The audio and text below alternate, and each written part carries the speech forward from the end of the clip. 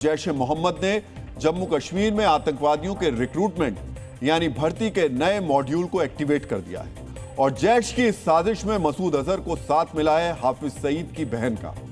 कौन है हाफिज की ये बहन और आतंकवादियों की भर्ती का ये मॉडल क्या है, अब हम इसका विश्लेषण करने वाले हैं। लाल किला ब्लास्ट के तार जिस तरह से जम्मू कश्मीर के युवाओं से जुड़ रहे हैं, उसके बाद सुरक्षा एजेंसियां लगातार एक्टिव हो गई हैं।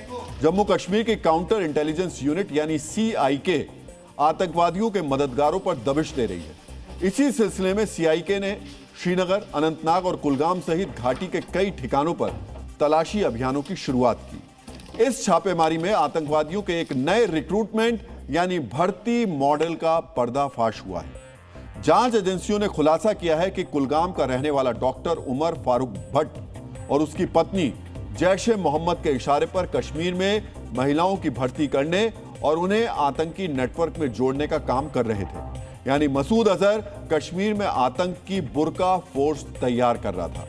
जांच में यह खुलासा भी हुआ कि इस बुर्का फोर्स को खड़ा करने के पीछे मास्टरमाइंड है हाफिज सईद की बहन। अब आप भी सोच रहे होंगे कि आखिर हाफिज की यह बहन कौन है।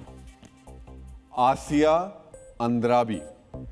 आप में से कई लोगों ने इस नाम को पहले सुना होगा, लेकिन जो लोग इस नाम से वाकिफ नहीं हैं उन्हें हम बता दें, ये वही आसिया अंद्राबी है जो जम्मू कश्मीर में ऑल वुमेन आतंकी गुट चलाती थी।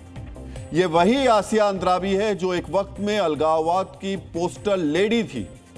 ये वही आसिया अंद्राबी है जो जिहाद के जरिए कश्मीर को भारत से अलग करने का ख्वाब देखती थी। ये वही आसिया अंद्राबी है जो टेरर फंडिंग के मामले में 2018 से ही तिहाड़ जेल में बंद है। हाफिज सईद जिस आसिया अंद्राबी को अपनी बुलाता है, वही आसिया अंद्राबी आज जेल से बैठकर महिला आतंकवादियों की भर्तियां करवा रही है। यहां आपको यह भी समझना चाहिए कि टेरर रिक्रूटमेंट मॉडल में आसिया अंद्राबी का नाम कैसे सामने आया। कश्मीर की काउंटर इंटेलिजेंस यूनिट की जांच में जैश ए मोहम्मद और आसिया अंद्राबी के प्रतिबंधित संगठन दुख्तरान ए मिल्लत के बीच एक महत्वपूर्ण कड़ी सामने आई। बताया जा रहा है कि डॉक्टर दंपत्ति दुख्तरान ए मिल्लत के नेटवर्क और उसके सदस्यों के साथ संपर्क बनाकर महिला जिहादियों की भर्ती कर रहे थे। दुख्तरान ए मिल्लत के बैनर तले डॉक्टर दंपत्ति कश्मीर भर में महिलाओं को मोटिवेट कर रहा था। स्कूलों, कॉलेजों और सोशल मीडिया पर कट्टरपंथ का जाल बुना जा रहा था।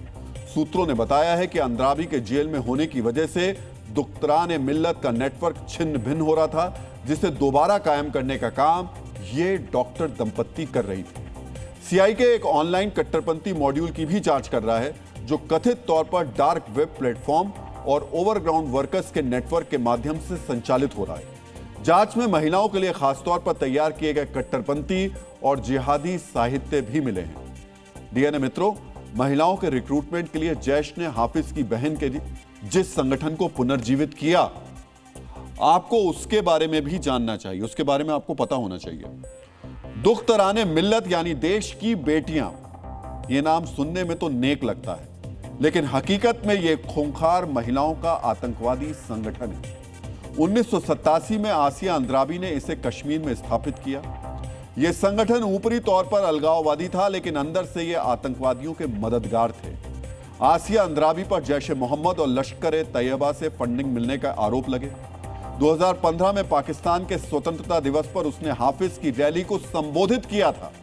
DNA मित्रों, आसिया अंद्राबी के संगठन दुख्तरान ए मिल्लत का फिर से एक्टिवेट होना, इसमें डॉक्टरों को जोड़ना, महिलाओं की भर्ती करना वाकई चिंताजनक है। लेकिन आसिफा की जो बहन का ये टेरर मिशन है, सुरक्षा बलों ने हाफिज की बहन के इस मिशन को फेल कर दिया है। आसिया अंद्राबी के दिल में पाकिस्तान जरूर है, लेकिन वो है हिंदुस्तान की ही, ठीक उसी तरह जैसे उमर भी हिंदुस्तानी था। आसिया की तरह कश्मीर का ही रहने वाला था, लेकिन पाकिस्तान और उसके आतंकी आकाओं के इशारे पर भारत के खिलाफ आतंकी साजिश रच रहा था। आसिया अंद्राबी जेल में है और महफूज है,